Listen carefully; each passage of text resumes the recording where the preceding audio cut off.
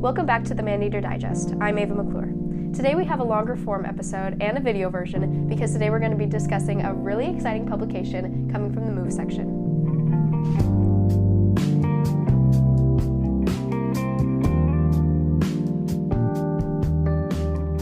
Our first guests are Move editors Annie Goldman and Alex Goldstein. So, what has your section been working on?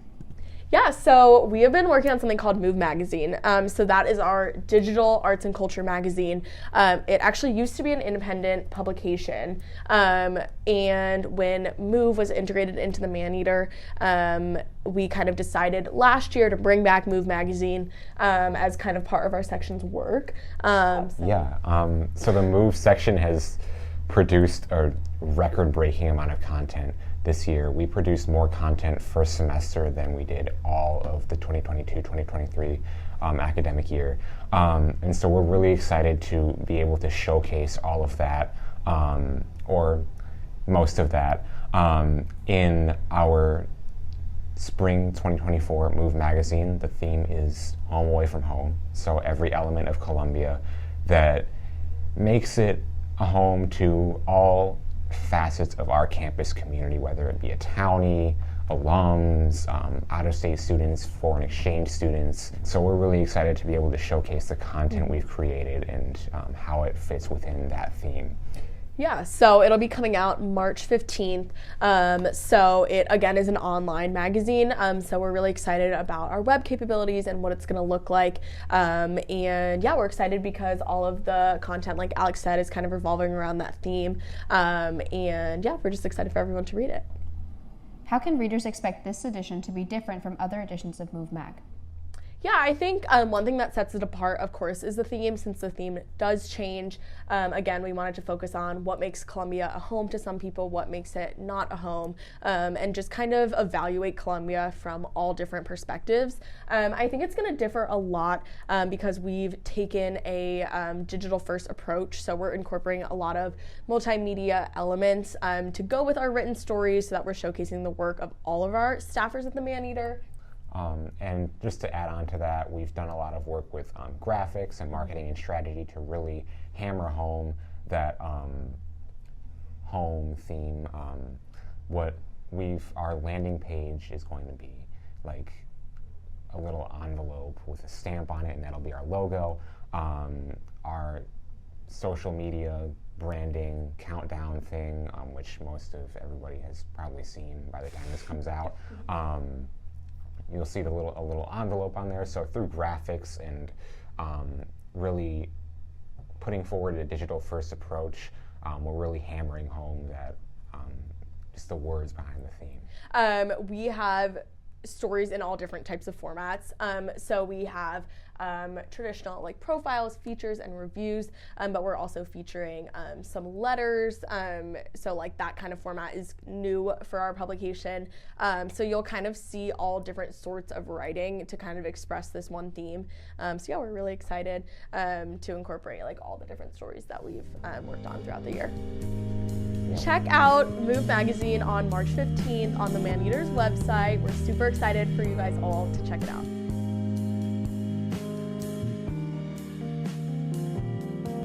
Next we have Move Mag writer Juliana Mejia, who just made Maneater history. Do you want to tell me why your piece was so groundbreaking?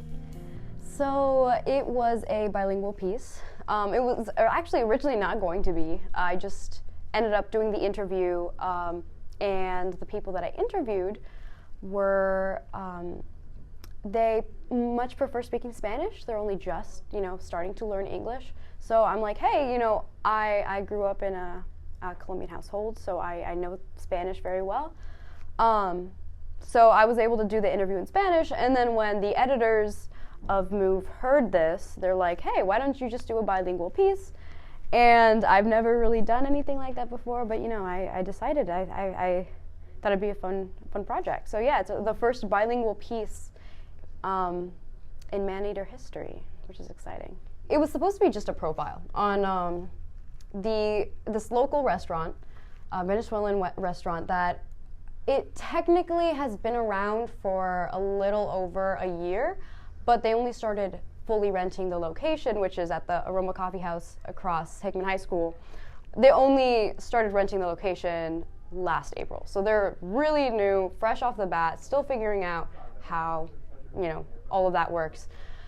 And yeah, I just decided, I kind of went in one day, I tried the food, really liked it, and I said, I want to do a profile piece on this location, pitched it. They liked that pitch, and it was honestly originally going to be for Hispanic Heritage Month, but with timing and everything, bilingual story, it got delayed. But it ended up being a really great piece, talking not only about como arepas and what they provide, but also talking about their journey. Venezuela is going through a horrible, really difficult time right now. It might not be so apparent in the United States. I guess, if you're not up to date on the news, you don't really know what's going on in every other country. For me, it hits very close to home.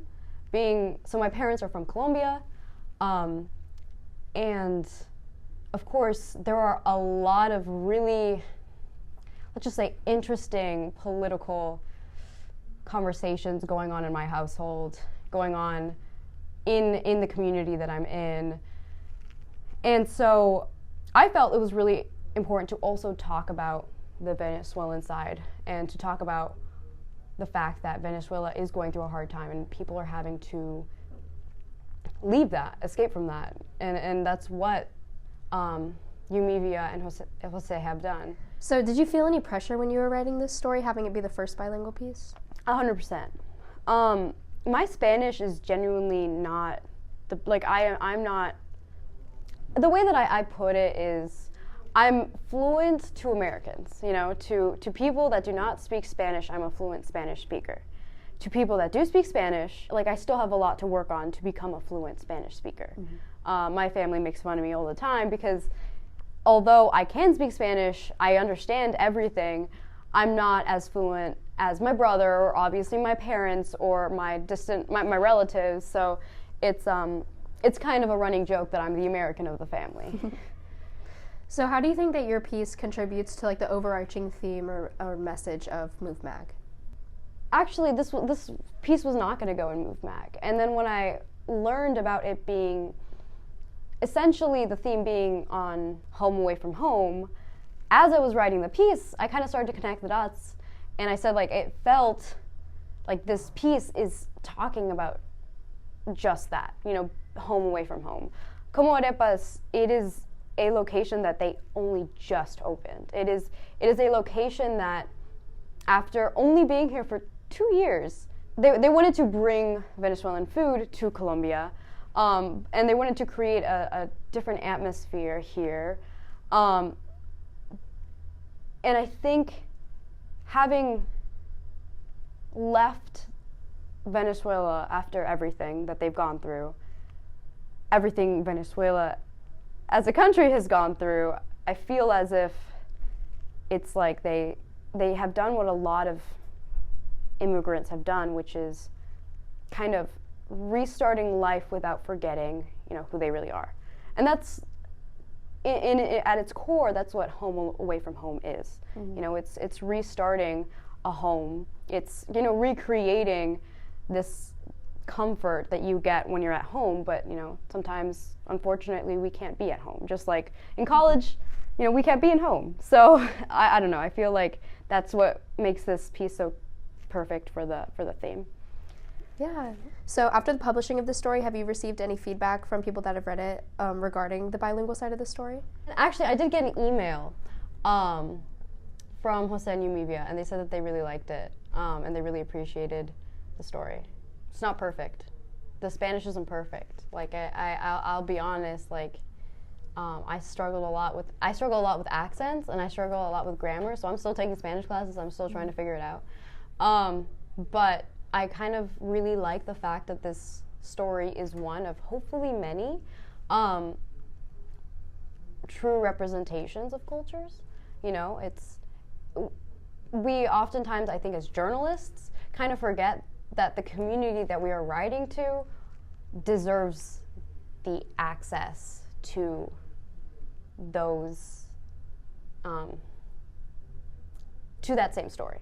It would suck if I wrote that story and then they didn't get to read it. So I think that's the best part of it, is that they got to read it in their language and understand it in their terms, and I got to use his quotes directly instead of translating it, which obviously has its like twists and turns. I don't know if that's the right way to say it, but yeah. So I guess acknowledging one of the best parts of the story is the fact that we are representing them in their way, in the right way.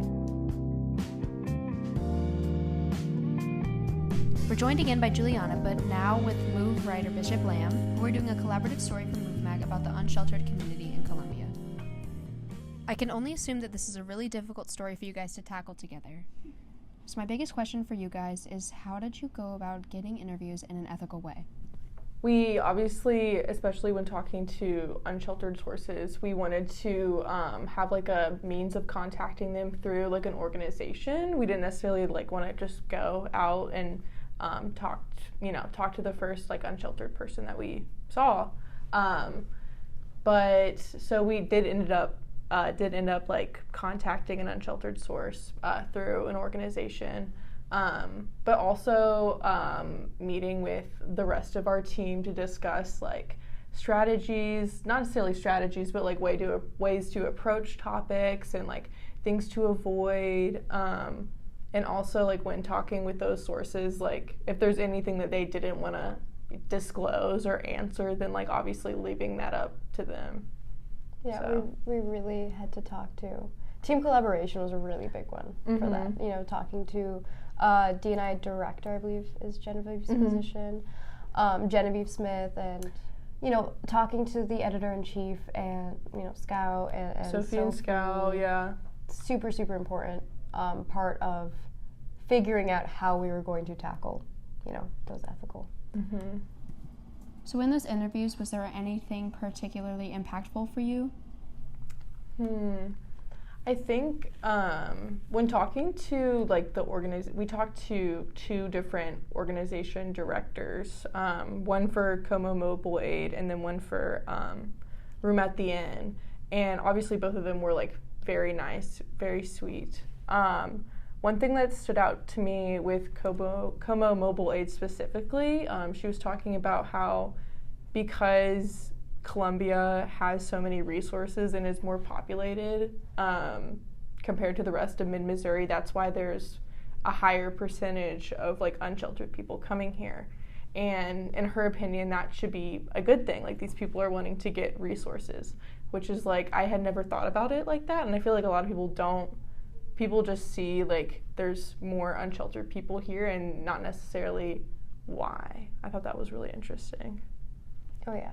I also think speaking to, of course, the unsheltered individuals was an extremely impactful experience. I think we had only been there about 2 hours, but I think in those 2 hours we learned a lot about other people that, you know, we had not known. And I personally, at least, I can speak for myself, I learned a lot about myself, I think, and I think the prejudice or the personal beliefs that I kind of have every day, especially about unsheltered individuals. It's obvious that we all have these kind of like these prejudices, but I don't think we realize how impactful it really is until we actually see them in practice. You know, how impactful as in like how much they affect us. Yeah. You know? I feel like I still had, or I was like holding on to some sort of, I don't know, bias, or like my views were still a certain way before even like talking to like our unsheltered sources. And like once we sat down and talked with them, I don't know, it kind of became more concrete. Like, I mean, obviously it was just like a conversation with the person, but like these people have like a whole entire life. We talked to one source who like, he told us like basically, you know, his life story, but they have so many experiences. That's a really good point, and you kind of already answered another question that I have. But I was wondering how your perspective on the unhoused community changed while you were writing this story.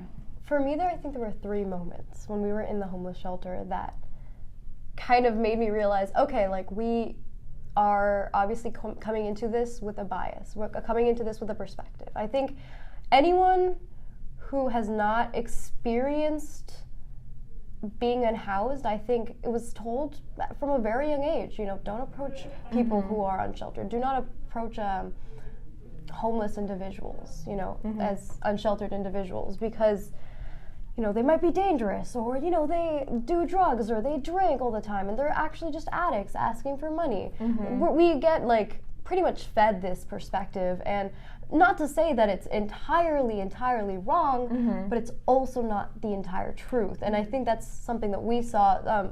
My first experience was kind of walking in there. We were both nervous. At least I can speak for myself.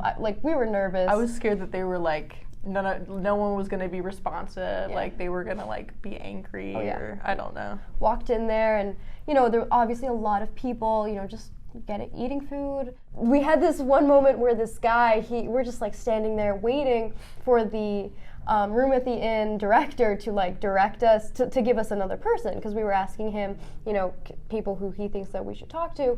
And this guy, he's sitting at a table, he's eating his food. He's hey, you over there, come here. And obviously we were kind of, we were we were really suspicious. We're okay. What? We Yeah. slowly crept over to the table. We barely sat down, and we're okay, you want to be interviewed? He's yeah, give me your questions. And we asked him the questions. He was such a nice guy. He was very nice. Yeah, he just answered the questions, and it just, obviously he could have done it in a better way than, doing this to two random girls. Yeah. But he had good intentions. He was talking to us normal. And yeah, he was a very nice guy. And then I think the third one was our last interview that lasted us a very long time. It was an hour and 15 minutes with very, very nice guy. I think we learned his entire life story, and it was a great experience. But I think I think obviously there's a mental acknowledgement that they are humans just like us, but I don't think the treatment or I feel our biases prevent us from truly understanding what that means. Understanding that they are human too. And I think talking to them, hearing their stories, really put that into perspective. Yeah, I feel something that I realized is that people start at a lot of different places when they become unsheltered.